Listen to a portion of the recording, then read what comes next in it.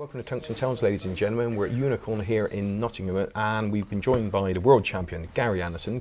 Gary, if you don't mind, looking back on your career, really. So, how did it start, picking up darts? I mean, it's quite late, really, isn't it? Yeah, I was about 24, 25, you know, but at the time, not much money. Darts was free, so what else did I? Yeah. In a pub, was that? I think so, yeah. Aye. Yeah, just picked up a set, and then a little rumour going round that your first sort of 6 or 9 darts went quite well. Did, I think, 140, 180, 140. That's your first. Didn't know if it was any good or not. That's where I truly just say aim for that bit, and that's easy. Yeah, no, that yeah. Never finished up like that though. No, that's quite impressive. So then, you joined a darts team there, like a pub team, and it sort of escalated from there. Would you say? Yeah, I played pub teams and then on to Super League, and then counties. Started off pretty slow then, and I think can't remember how many county teams, but then East Stirlingshire, cracking team was East Stirlingshire, so was the Lothians. And then from that, BDO tournaments, travelling about on the circuit. Yeah. So when did you know?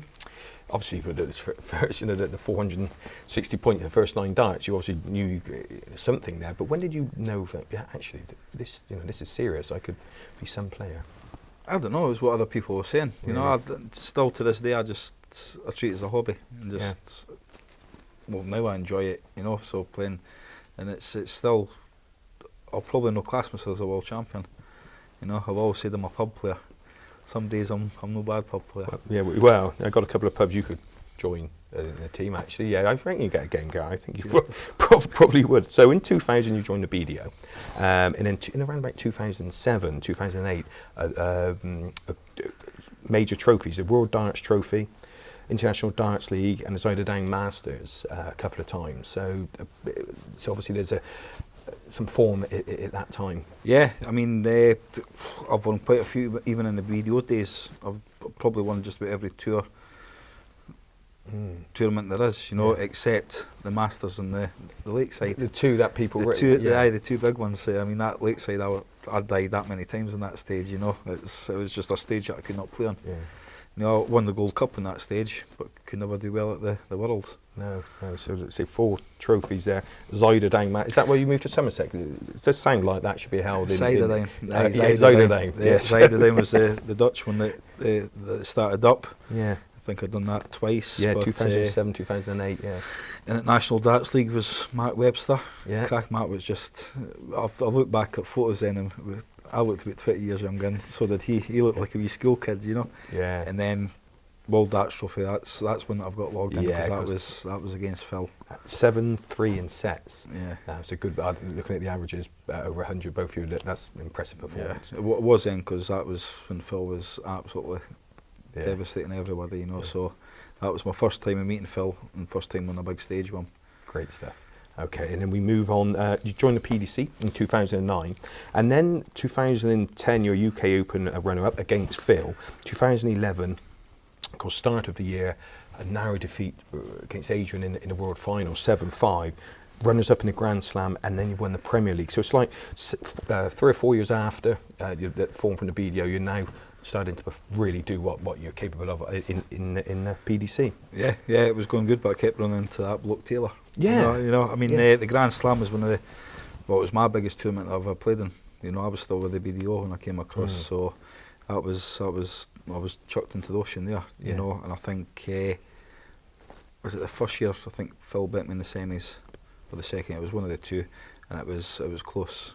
And then next year, Terry Jenkins, exactly the same, cracking game. You know, and then I think I had a bad year, and then the year that I didn't think I was going to do well in it, I played Phil in the final. Got the final against Phil. And got absolutely battered.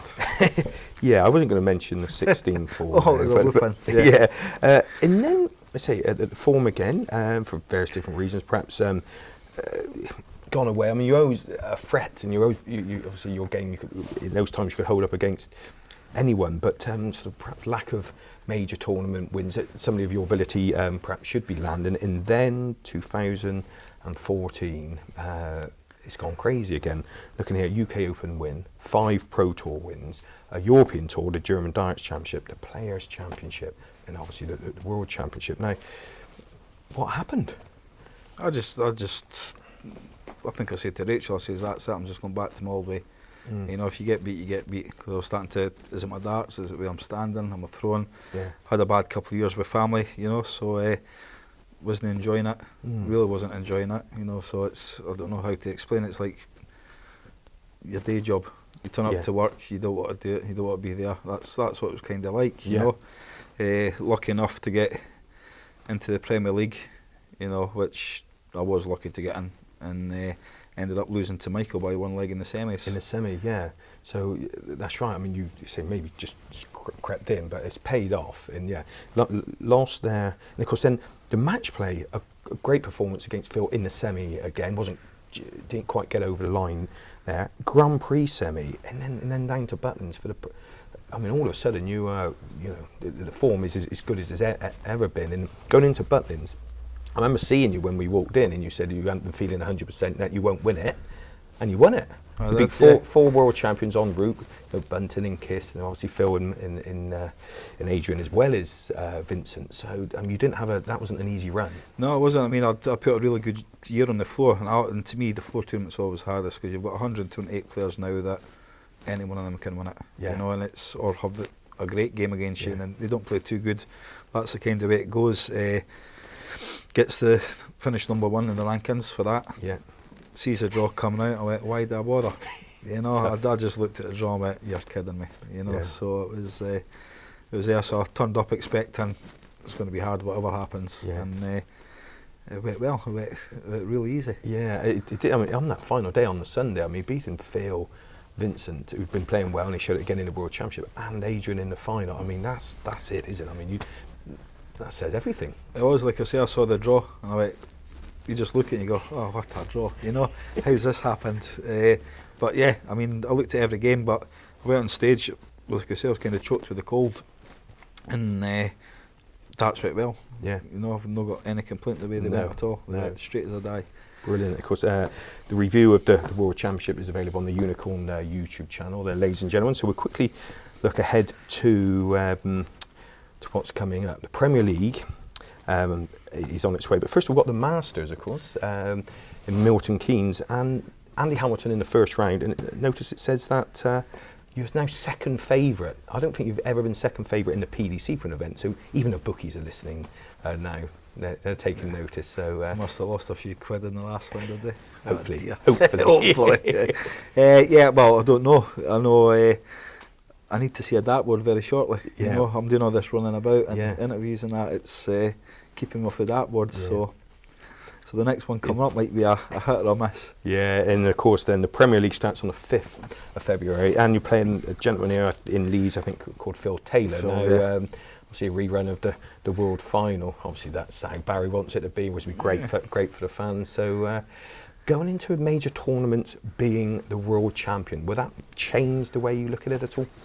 I'm not going to think about it. You know, I get quite nervous before games, and there's enough pressure on me already. So, and then especially now, I'm really not going to think about it. Yeah. You know, I'm just treat it as a normal competition. Yeah. Well, of course, 2014 you was as good as anyone in the world, and now you've achieved all that. So you can be nice and relaxed. Moving into 2015, can be dangerous again.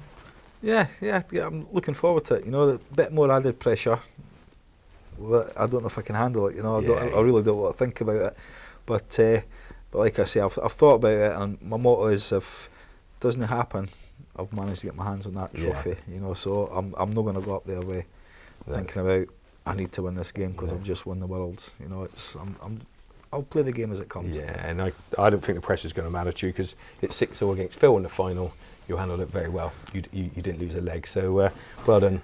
Thank you very much, Gary. Thanks for taking your time with us. Ladies and gentlemen, that's the fine Scotsman, Gary Anderson, the 2015 World Champion. My name is Paul Starr, in association with Unicorn. That's Tungsten Tales, keeping it sharp end of World Darts. Thanks for joining us.